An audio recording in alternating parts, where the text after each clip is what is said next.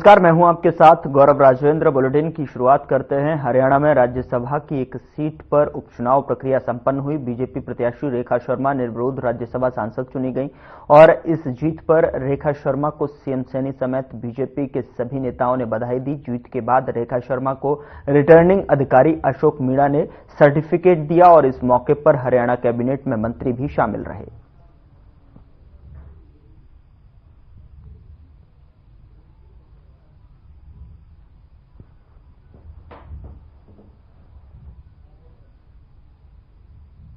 प्रधानमंत्री जी श्री नरेंद्र मोदी जी का है।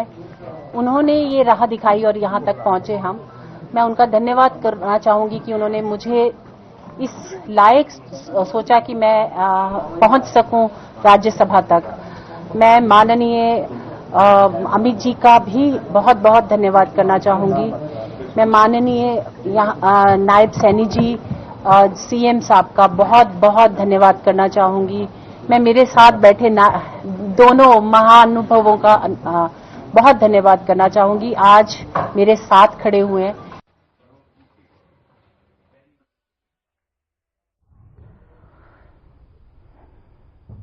उधर सीएम नायब सिंह सैनी ने कहा कि हरियाणा सरकार जन सेवाओं के लिए गंभीर है। मुख्यमंत्री गुरुग्राम में जिला लोक संपर्क एवं कष्ट निवारण समिति की बैठक की अध्यक्षता कर रहे थे। बैठक में कुल 23 परिवाद रखे गए। इनमें से 19 का मौके पर ही निपटारा कर दिया गया और शेष परिवाद अगली बैठक के लिए आरक्षित कर अधिकारियों को स्टेटस रिपोर्ट साथ लाने के निर्देश दिए।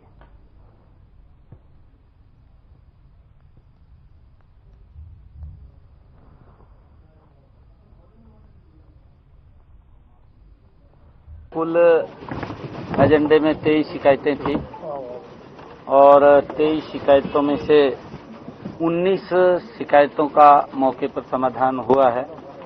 4 शिकायतें पेंडिंग रखी गई हैं और उनके कुछ कारण थे, उसको जांच के लिए हमने कहा है डीसी महोदय को कि आप उसकी जांच करके उसकी रिपोर्ट दें और अगली बार उसको देखेंगे। कई प्रकार की समस्याएं थी, जैसे आवासीय क्षेत्र में अवैध तरीके से कोई दूषित जल की बात है, पानी ठीक नहीं मिल रहा, सीवरेज की बात है। सीवरेज के साथ साथ एसटीपी की कोई विषय आए थे, उसको लेकर के विषय था और शहर के अंदर स्वच्छता को लेकर के भी कई बातें आई। हमने कहा है कि इसको स्वच्छता को गति से काम को करें। कुछ होर्डिंग्स को लेकर के भी बात आई थी और एडवर्टाइजमेंट को लेकर के, उसके लिए हमने कहा है कि अलग से एक पॉलिसी वो बने ताकि निगम का इनकम का साधन भी खड़ा हो और उस पैसे से हम गुरुग्राम के विकास को गति से बढ़ा सकें।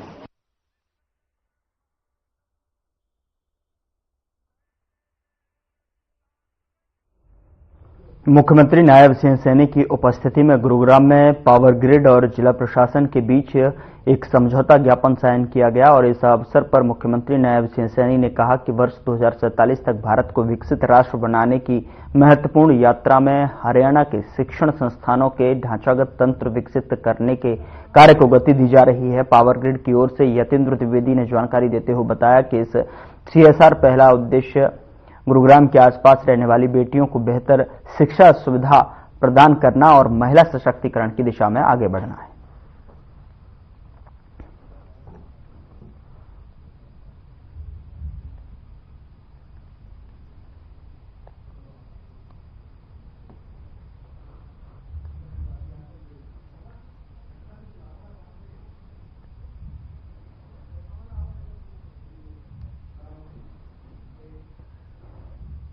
कैथल में कष्ट निवारण समिति की बैठक आयोजित की गई, जिसमें हरियाणा सरकार में कैबिनेट मंत्री अनिल विज शामिल हुए और बैठक में आई समस्याओं पर सुनवाई की। विज ने जिला प्रशासन को समस्याओं के समाधान के निर्देश दिए हैं। वहीं जिला कष्ट निवारण समिति की बैठक में अनिल विज ने नगर पालिका पर ड्रेन में गंदा पानी डालने पर प्रदूषण विभाग द्वारा लगाए गए जुर्माने के 20 लाख रुपए 15 दिन में अदा न करने पर प्रदूषण नियंत्रण विभाग को नगर पालिका के अधिकारी के खिलाफ पुलिस में मामला दर्ज कराने के आदेश दिए हैं। बैठक के बाद अनिल विज ने प्रेस कॉन्फ्रेंस कर बैठक की जानकारी दी।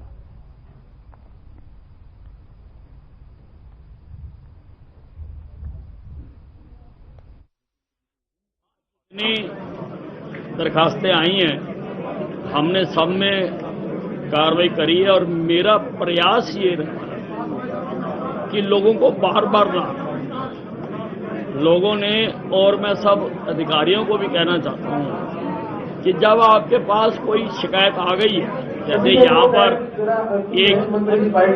एक केस आया कि 4 साल से वो आदमी भटक रहा है और कोई भी उसके ऊपर ध्यान नहीं दे रहा, तो ऐसे नहीं करना चाहिए।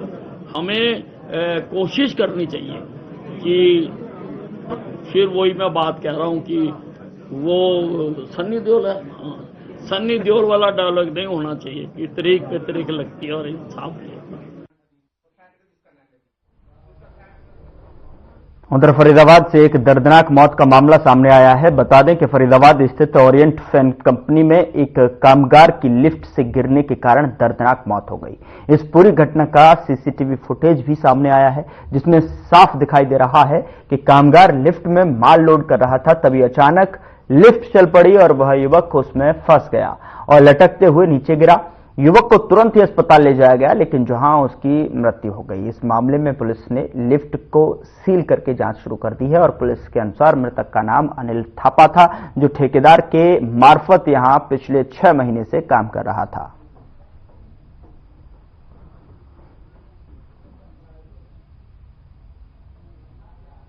ये 12/12 को हमारे पास रुका आता कि भाई कोई ओरिएंट कंपनी में लिफ्ट से गिरने से कोई हादसा हो गया। फिर हम रुका आया था सेक्टर 8 की ईएसआई से। बाद में पता चला, ईएसआई से पता चला है कि उसको रेफर कर दिया है। रेफर के बाद टाउन नंबर 3 की ईएसआई में लाया गया। वहां पता चला है कि भाई इसका अभी इलाज चल रहा है और पहुंचे ही थे इतना में पता चला कि इसकी डेथ हो गई। तो हादसा तो लिफ्ट में हुआ है। इसका नाम अनिल थापा है। ये एक कंपनी में जो अपनी ओरिएंट कंपनी है, इसमें अनिल थापा जी हैं जो कार्य करते थे। कॉन्ट्रैक्टर कंपनी ने ये अपने कॉन्ट्रैक्टर रखा हुआ था, जिसके अंतर्गत ये अपने काम करते थे यहाँ पे, और ये अपना यहाँ पे नीचे गोडाउन में काम कर रहे थे। तो लिफ्ट में लोडिंग कर रहे थे अपने एक उसके साथ।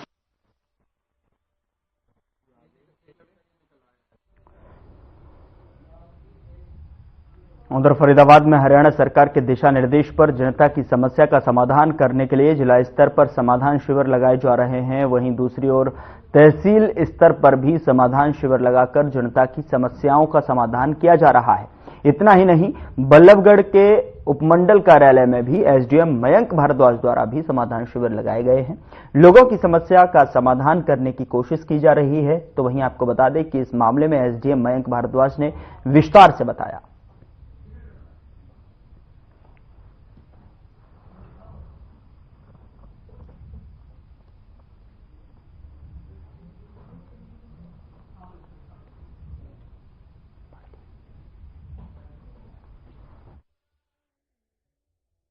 या मैं ऐसे आएंगे पटवारी पे दाखिल खारिज करवाना है। अच्छा, अब ये करके भी दे दियो तो या साइन ना। अच्छा, न पटवारी के न गिरदावल के तहसीलदार के। कब से परेशान घूम रहे हैं आप? यार है 2 महीना है वो। 2 महीना हो गए। 2 महीने से साइन नहीं कर रहे हैं। साइन ना हुए ना मिले ही ना जब करे कौन। पटवारी नहीं मिला ना? कौन है पटवारी? नाम जानते हो उसका? मैं तो ना जानू, नाम का सही बता रहे। अच्छा, कोराली गांव की करवानी होगी आपको ना? बल्लभगढ़ की। बल्लभगढ़ कौन सी कॉलोनी की? ये आर्य नगर की। वो जनरेटर बंद करवा के लाइट्स करवाने के लिए। अच्छा, गुलाबी। कितने लोग हैं इस ऑफिस में बैठने वाले? यहाँ पे 2 लोग।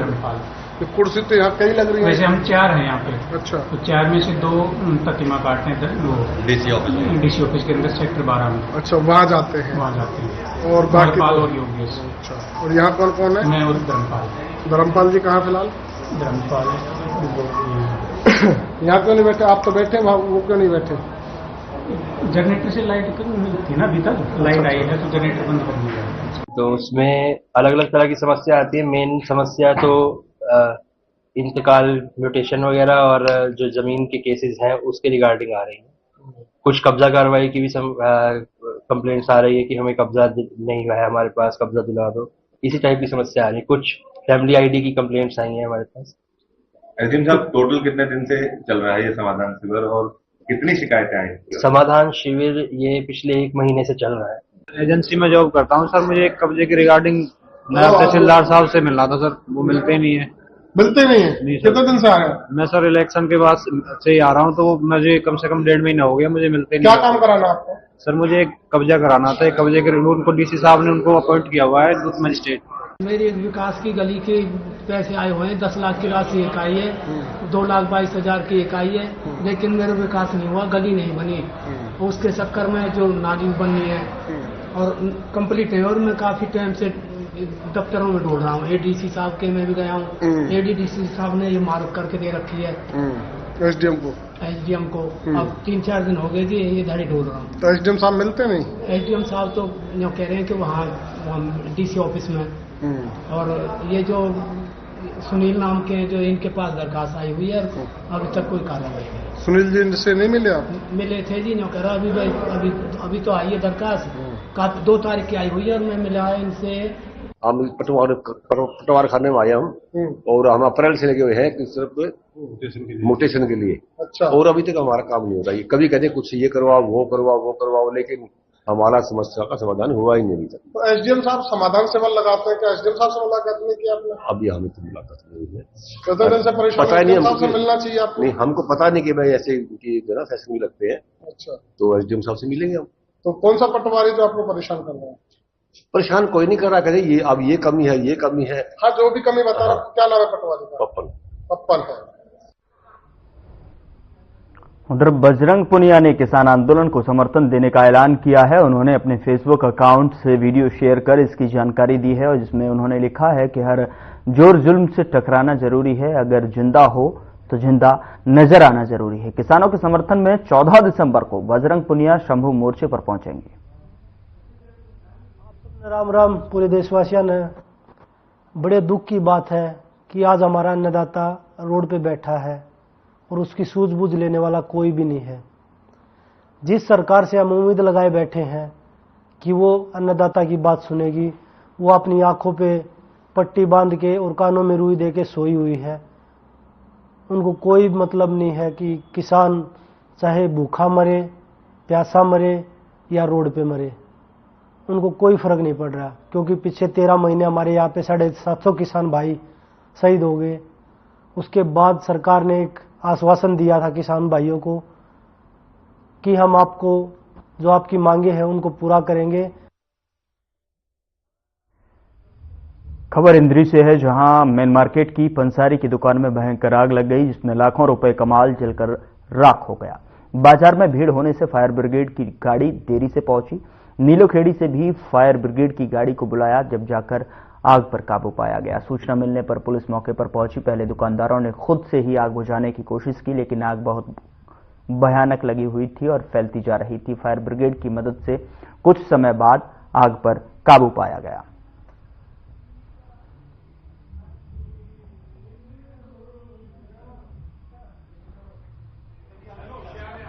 शॉर्ट सर्किट से 3:30 बजे फोन आया था जी। तो सिक्योरिटी गार्ड का फोन आया मेरे पास, भी आग लग गई है दुकान पे, धुआं उठ रहा है।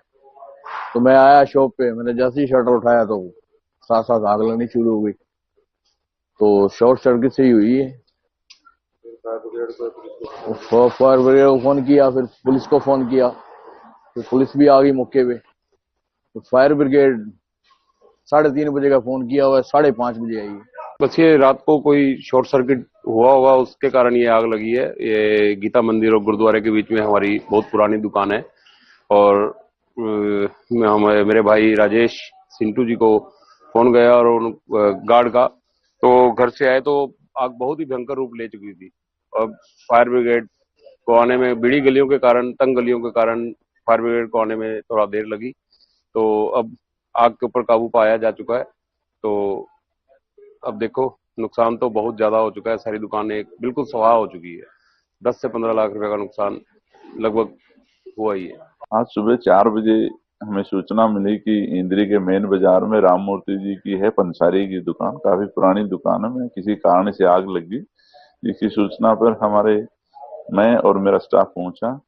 तो हमने फायर ब्रिगेड को बुलाया, फायर ब्रिगेड आई, क्योंकि ये तंग गलियां थी, अंदर नहीं आ सकती, काफी दूर रख करके पाइप जोड़ के पानी का प्रबंध किया और अब आग पर काबू पाया गया। ये घटना हमारे पास कॉल आई थी कि सदर बाजार, जो मोटामोटी पहले मेन बाजार हुआ करता था, उसके अंदर एक पंसारी की दुकान है, उसके अंदर आग लगी हुई है। हमने तुरंत ही जैसे ही मैंने का निरीक्षण किया तो पाया कि उस जगह लगता है कि मेरी छोटी गाड़ी वहां पे जाएगी। जैसे हम छोटी गाड़ी यहाँ पे लेके आए, अंदर इतनी तंग गली थी कि मतलब छोटी गाड़ी भी मौके पर नहीं पहुंच सकी। आनंद फानंद में हम अपने ऑफिस से दूसरी गाड़ी लेके आए।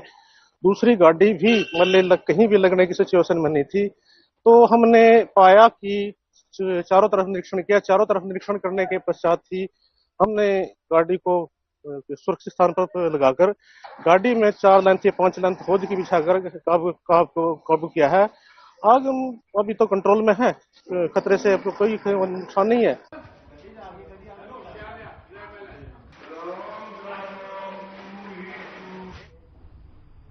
खबर सिरसा से है, जहां उपायुक्त शांतनु शर्मा ने जिलावासियों से शीतलहर और कड़ाके की ठंड के चलते एहतियात बरतने की अपील की है और शांतनु ने कहा कि सर्दी में बुजुर्ग व्यक्तियों और नवजात शिशुओं का खास ध्यान रखना चाहिए। जरूरत पड़ने पर ही घर से बाहर निकलें और इसके अलावा बाहर गर्म कपड़े पहनकर ही निकलें। फ्लू, नाक बहना या बंद नाक जैसी बीमारियां ठंड के संपर्क में आने से होते हैं और लक्षण दिखने पर डॉक्टर को दिखाएं। उन्होंने कहा कि ठंडी हवा और बारिश से भी बचें। सुबह के समय व्यायाम अवश्य करें। उपायुक्त ने कहा कि रोग प्रतिरोधक क्षमता बनाए रखने के लिए विटामिन सी से भरपूर फल सब्जियां खाएं। गर्म तरल पदार्थ नियमित रूप से पिएं। शराब का सेवन न करें।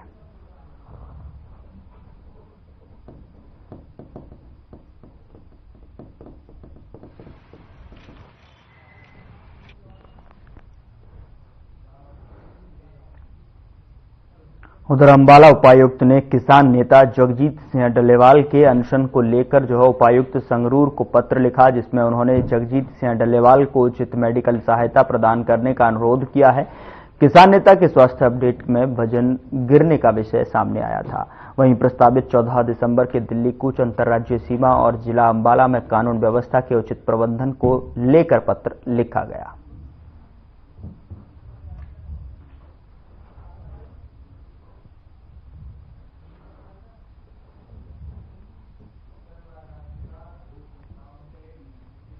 पंजाब एवं हरियाणा हाईकोर्ट में काउंसिल ऑफ लॉयर्स के चेयरमैन एडवोकेट वासु रंजन शाढ़िल्य ने जनहित याचिका दायर की है और किसान नेता जगजीत डल्लेवाल का आमरण अनशन खत्म करवाने की मांग की है।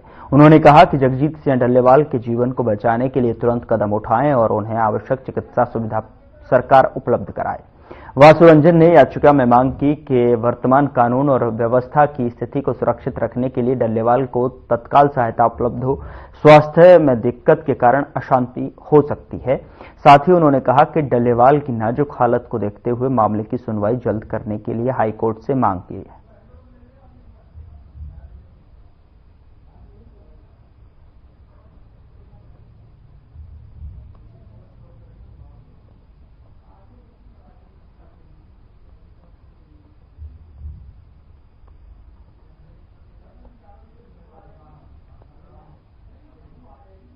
उधर जुलाना उपमंडल के गांव नंदगढ़ के पास से होकर गुजरने वाली सुंदर ब्रांच नहर अचानक टूट गई, जिससे सैकड़ों एकड़ खेती में पानी भर गया और फसल जलमग्न हो गई। वहीं इसका असर दूसरे गांव में भी देखने को मिल रहा है। बता दें कि साथ लगे गांव सिरसाखेड़ी तक पहुंच गया है, जिससे सिरसाखेड़ी गांव के किसान और नंदगढ़ गांव के किसान परेशान हैं। किसानों का कहना है कि अब पानी ने उनकी बिजाई हुई गेहूं की फसल को पूरी तरह से नष्ट कर दिया है। अब उनके पास कुछ नहीं बचा। सरकार को इन दोनों गांवों के किसानों को मुआवजा देना चाहिए ताकि उनकी कुछ भरपाई हो सके।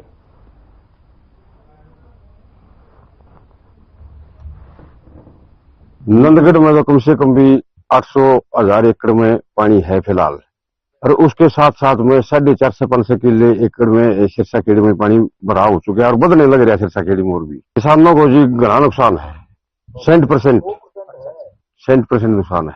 क्या मांग करते हैं सरकार से? हम मांग कर रहा स्पेशल गिरदावरी है और फुल मुआवजा मिले जमींदारों को, जब गुजारा होगा। खर्चा तो पूरा ही लग रहा है, कम से कम भी 40-50,000 खर्चा 1 एकड़ का हो रहा है। मेरे 8 किले हैं जी, मैंने 20-30 हजार रुपये खर्चा किया है इसमें प्रति एकड़ किले में जी बाधा भी खुद ले रहा हूँ। तो हमारा सुंदरबा से टूट गई है, इससे नुकसान बहुत हुआ है। घर का गुजारा है नहीं जी, फीस बच्चों की और किसी पर आश्रित निर्भर हम जी, जिम्मेदारी के ऊपर सरकार से मुआवजा ठोक के मुआवजा दिया जाए जी, हमारा पानी निकाला जाए जब गुजारा हो सके जी। बात दब ले रहे थे? हाँ बात दबे भी है जी। मेरा भाई है, बात दब जमीन ले रहा था, बहुत ज्यादा नुकसान हो चुका है उसका। जीरी भी मर गई थी कि गेहूं फसल बुआई बिजाई करी थी, बड़ी मुश्किल से बिजाई हुई है उसकी। दूसरे भैया पर कब्जा ले लेकिन अब उसका तो इतना बुरा हाल हो गया है कि भाई वो किसी हाल भी नहीं बचने के कारण नहीं रहे। पानी जी उसकी मान लो सिरसा खेड़ी का तो 550 किले में है, नंदगढ़ में होगा जी कम से कम भी 800-900 एकड़ में तो नंदगढ़ का भी है। देखो जी हम तो चाह है भाई जितना सरकार मदद करे, फालतू तो फालतू मुआवजा देने की कोशिश करे तो कि मैं बचने का, बालक का आगे पढ़ाने का उसका हमारा कि जरिया हो सका है, और ना तो कोई चारा नहीं है हमारे पास।